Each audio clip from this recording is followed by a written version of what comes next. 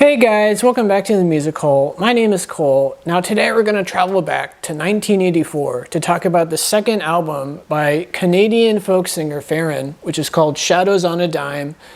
Now if you've never heard Ferron before, in my opinion, she's the most underappreciated singer-songwriter of all time. I mean, oh my goodness, her first three albums are just phenomenal. So I'm very excited to talk about her second album with you today. So let's dive in with track number 1, which is called Not 53.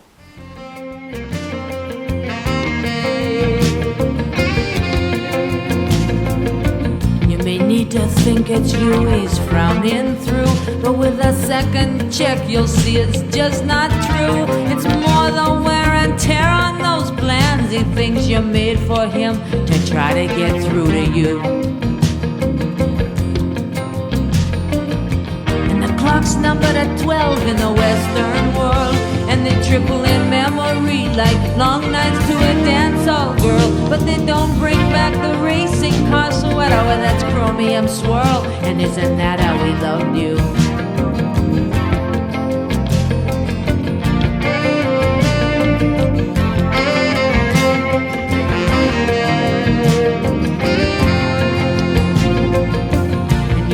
Who are you when the lights go down? The dark appeals to you like a roller coaster countdown as you attempt to treat it more and more as a children's round, thinking you haven't found it yet. But wasn't it you who said if it isn't God it's only wanted, and once it's found or bought it's only wanted more? I wouldn't say I'd ever touch that shore. For sure I'd talk about it if I ever had my face in it.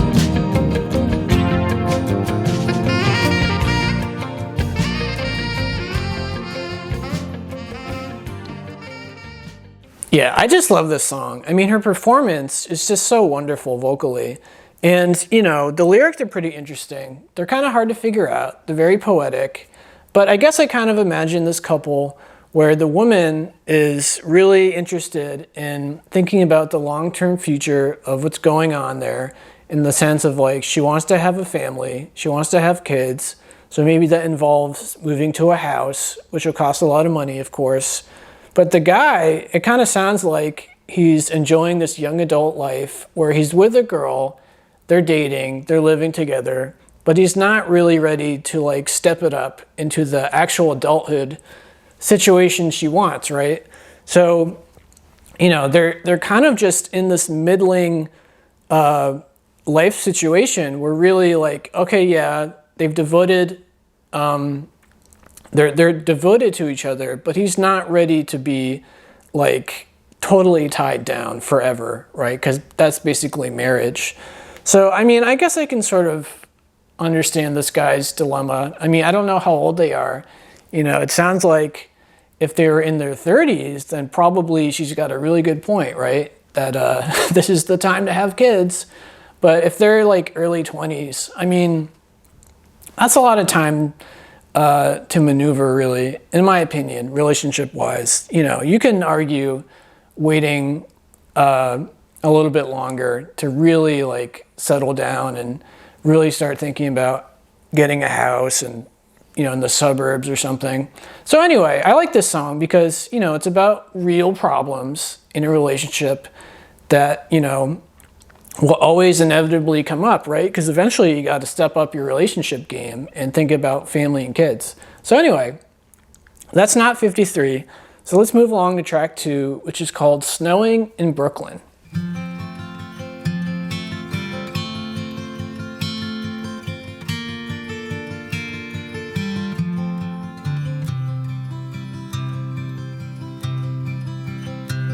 I thank you, your letters, though they come to me slowly. I hear the city's in a panic with its first foot of snow. I want to answer you quickly, haven't read you again, 'cause it sounds like you're dancing with time's favorite friend. And it's everyone's secret and muttered refrain that for all of our trouble we'd be lonely again. It's all human nature. It's cold or it's hot. But if it's snowing in Brooklyn, you say it's snowing in Brooklyn. Well, if it's snowing in Brooklyn, I'd say it snows what we've got.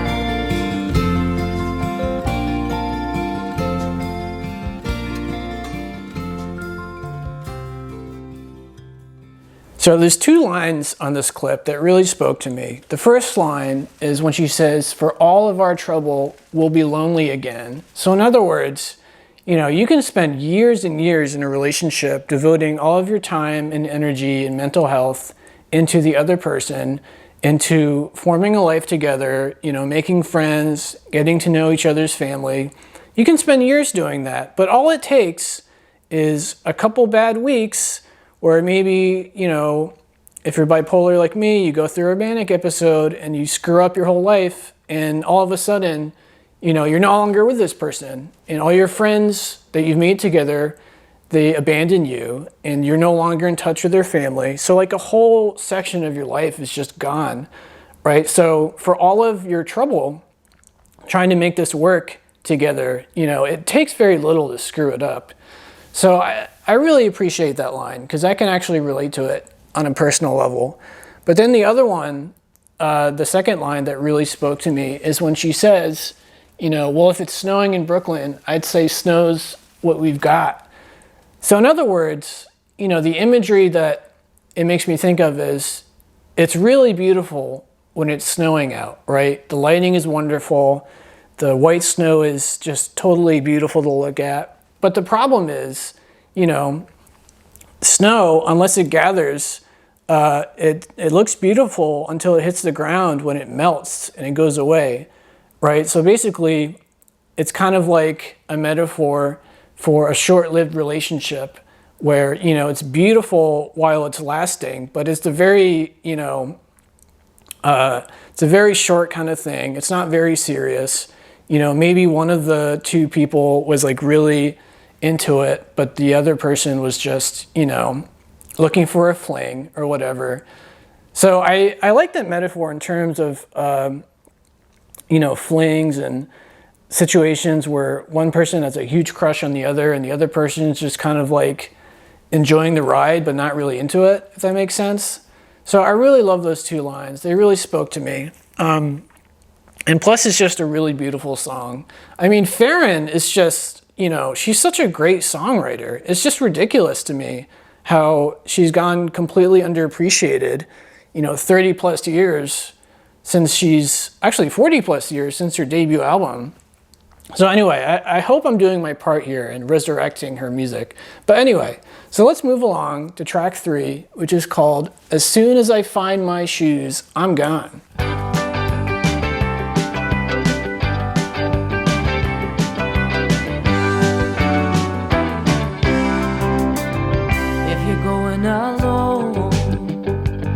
Watching solely for yourself will power you through your time. My heart, my home. I felt assured that it would give me back into full time. But you know I don't know. Wouldn't say that I know.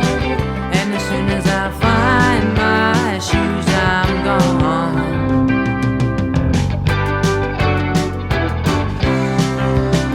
If there was a way, you think we'd have stumbled on it now? The places we have been, it hurts to say. I can't grab a sense of how to get it to turn and spin. I have to say I don't know. Wouldn't say that I know. And as soon as I find my shoes, I'm gone. Yeah, this does not sound like a happy relationship. I mean, oh my goodness. As soon as I find my shoes, I'm gone. So basically, the woman here is like, listen, I'm just with you because you're helping me pay the bills. You're helping me survive, right? It's nice to have company. But at the end of the day, like, I'm kind of just constantly looking for a way better option here, you know? And I can't say that I don't understand the situation. You know, on one hand, you might say, like, why would you be with somebody who you don't really like that much? Well, as I mentioned, you know, it's very easy to just be comfortable, right? Because you know the situation, you know this person, you know the bad things and the good things about the relationship. So you're comfortable, so to speak, but you're not like in love with it. So, you know, it takes a lot of courage and energy and motivation to just leave somebody and, you know, live alone again for however long it takes to find somebody. So I can't really blame her. You know, as soon as she either gets a better job or gets the confidence, you know, as soon as she finds some shoes, she's gone. So, I mean, I really like what she's talking about here because it definitely describes a lot of relationships where basically, you know, basically what happens is two people go on dates, you know, they have crushes on each other and they go out for a while. They're not really in love with each other, but they like the company, they like the friendship, but they're not super convinced that the other person is like their soulmate. So they're kind of just enjoying the ride until something better comes along, which, you know, I guess I can't blame either one. But anyway, so that's track number 3. Let's move along to track 4, which is called Proud Crowd, Pride Cried.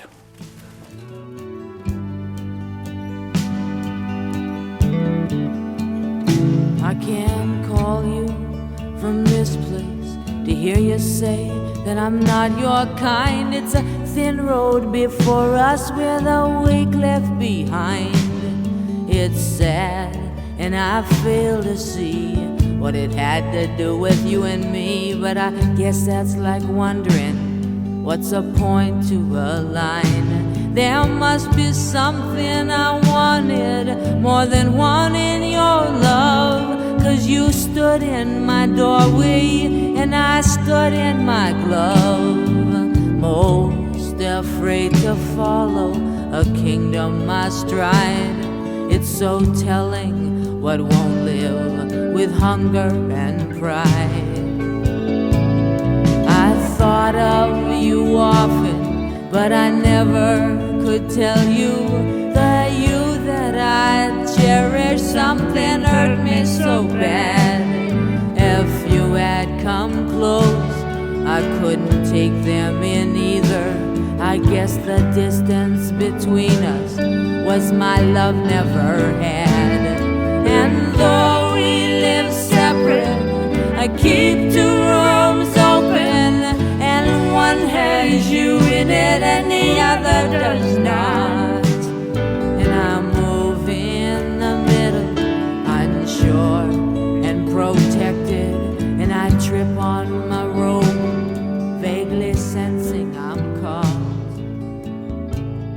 A friend tried to find me. Yeah, so poor Ferron on this song. It sounds like there are a couple things going on here, because when she says, you know, she's afraid to find out that Ferron isn't her kind, you know, you can interpret that in a couple ways. One is maybe the other person isn't gay, and asking somebody who isn't gay is definitely a hard thing to do, especially back in the 80s when it wasn't really the most safe thing in the world to do. So on one hand, she's not sure if her crush is gay, and on the other hand, she's kind of she's okay with the fact that she's not sure whether the other person likes her or not. So in other words, she'd rather be in the middle of these 2 rooms that she talks about. You know, in one room they're together, and in the other room they're not together, and she's kind of in the middle between both rooms, being comforted by the fact that she's not sure whether that person likes her or not. And I can't disagree with her here. You know, there's definitely a comfort in not having the finality of being told that you're not someone's type, right? Because I'm sure we've all had crushes on a girl or a boy, and, you know, it's definitely just the worst when you finally get the courage to ask them out and they're like, oh, that's very sweet of you, that's very kind of you, but, you know, you're not really my type. I'm sorry, you know. That's definitely happened to me in my life, where I finally get the courage to ask a girl out, and she's just like, oh, you're not really my type, but that's very sweet of you, oh my God. So poor Ferron here, she's got this one girl that she's totally head over heels for, and, she can't find the courage to ask her out, but she's finding all these other girls that are like her runner-ups, and she can't even find the courage to be with them either. So she's just totally a mess. She doesn't want to take the chance and dive in to a relationship when she knows that, if she goes with like her second choice, she's going to be annoyed by the fact that she didn't get the courage to ask out her first choice, if that makes sense. So I can totally understand her dilemma here. Poor Ferron. But anyway, let's move along to track 5, which is called I Never Was to Africa. If you're ever sitting where the rushes grow, or you catch a red rose bloom, or if you're ever standing where a raging river flows, and you feel yourself a lonesome tune, that's right, it's me again, right by your side. And you can yell out through the wind, she's mine, and while the wind might wail, it will not cry. It'll say she always was, and so am I. I never was to Africa, though it comes up in my dreams, and we never got our hearts in tune, if time is what it seems. Yeah, this is such a lovely song, and I love the message here because basically it's about a relationship where one half is like really depressed and they don't think too much of themselves, and so they go through these episodes where they think they're not worthy, but they need to be reminded by their partner that they're loved and that their partner is going to be there through the thick and thin, through the good times and the bad, right? And I can totally relate to that because basically, there are days when I don't really think of myself as a catch. I think of myself as kind of like a liability. And I know, if I really think about it, that there are definitely women out there who would think that I'm a catch, that I'm worth being with, et cetera, et cetera. So basically this song is trying to remind you that basically, even though you've got a lot of problems, there's always going to be somebody out there who's going to love you enough to want to be with you, to want to deal with your problems, and stay with you through the thick and thin. So I love the message of this song. I think it's very wonderful. But anyway, let's move along to track number 6, which is called Shadows on a Dime, the name of the album.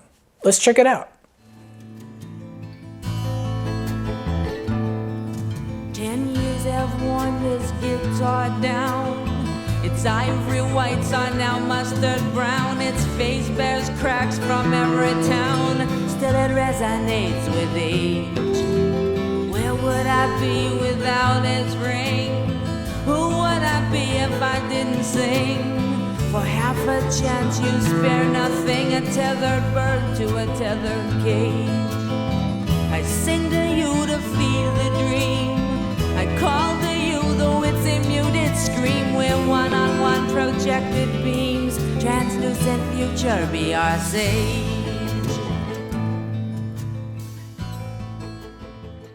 Yeah, I really, really like this song. It's basically the story of Ferron's life up until this point, where essentially she works a blue-collar job at a factory, and the only way that she gets through each week is by, writing her songs and playing gigs on the weekend. So basically, she knows deep down that her chances of success are very, very minimal. But the dream of one day making it, is what's keeping her going, right? She's been doing this for a very, very long time. As she says, her guitar is worn down. It used to be white, and now it's like a mustard color. But she keeps doing it because even though, it's a long shot, just the idea that it might work out is enough to keep her going. Because at the moment, she's just surviving. So the guitar playing and the songwriting and the concerts are basically her heart and soul, And I like how she puts it. She says, who would I be if I didn't sing? For half a chance, I'd spare nothing. A tethered bird to a tethered cage. So it's a song about what it's like to be an artist, you know, especially one who doesn't have much to fall back on, right? I mean, as I said, she didn't really come from much of an upbringing. She doesn't really have money. You know, her career is a factory job. So like playing music is essentially her therapy. So I can appreciate that, you know. So anyway, that's Shadows on a Dime. Let's move along to track 8, which is called The Return. For to lay my head on your blessed arm, I take my cue from the willow tree, for it don't break from just one storm, but bends with a strength that keeps it free.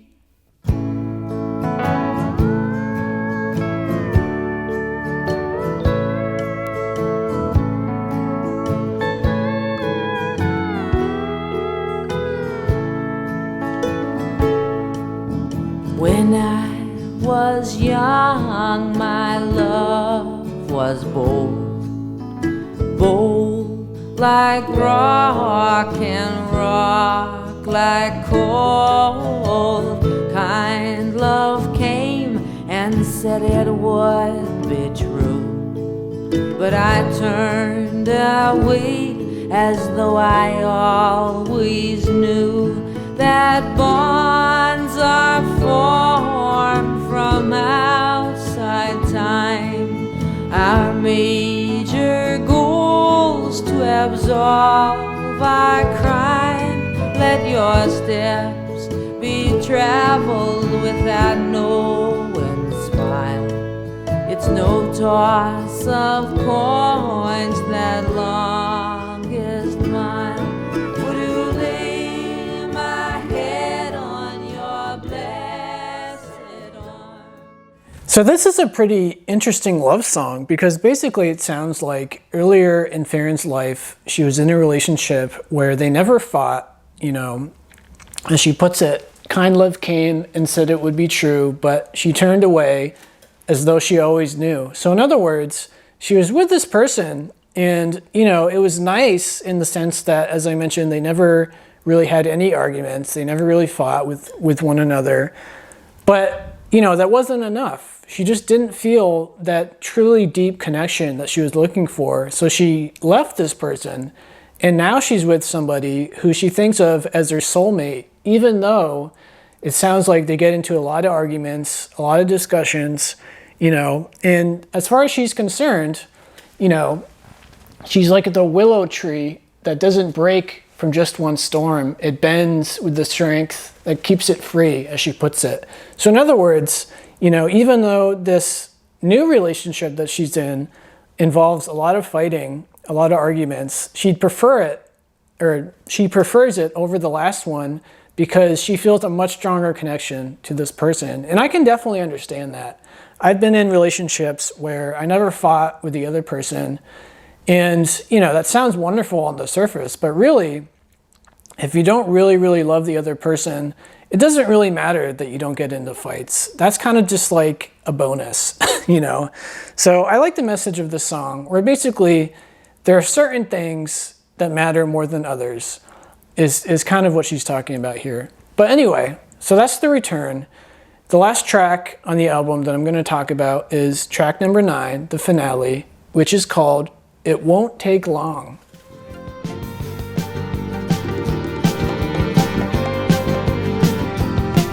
At noon on one day coming, human strength will fill the streets of every city on our planet. Hear the sound of angry feet with business freezed up in the harbor. The kings will pull up on their hair, and the banks will shudder to a halt, and the artists will be there. 'Cause it won't take long. It won't take too long at all. It won't take long. And you may say, I don't think I can be a part of that. And it makes me want to say, don't you want to see yourself that strong?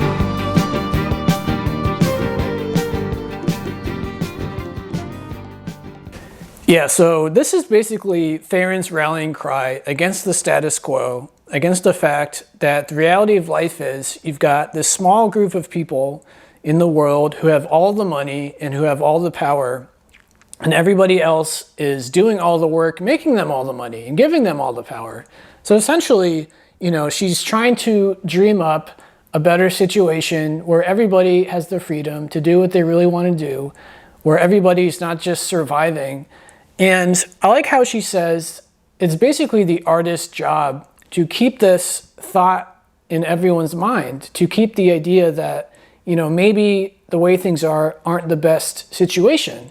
So in other words, you know, most people watch movies or they listen to songs or they read books, and it's the job of the artist to point out all of the problems in society. I mean, think about the 60s, for example, and all of the anti-Vietnam War protest songs that came about. I mean, I would definitely say that that had a major effect on, you know, getting rid of the draft and getting the war ended as soon as possible and things like that.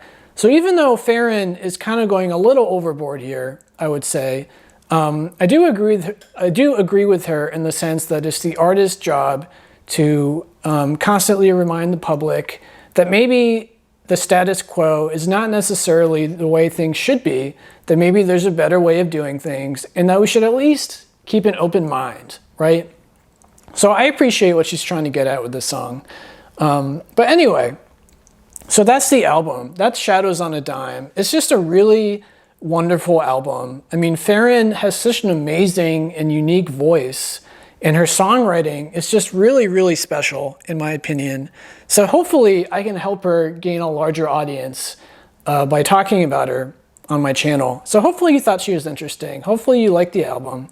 You know, let me know in the comments what you thought about it. And if you enjoyed the video, please like and subscribe. It would really help me out. But yeah, that's Ferron for you guys. Check her out and have a good one.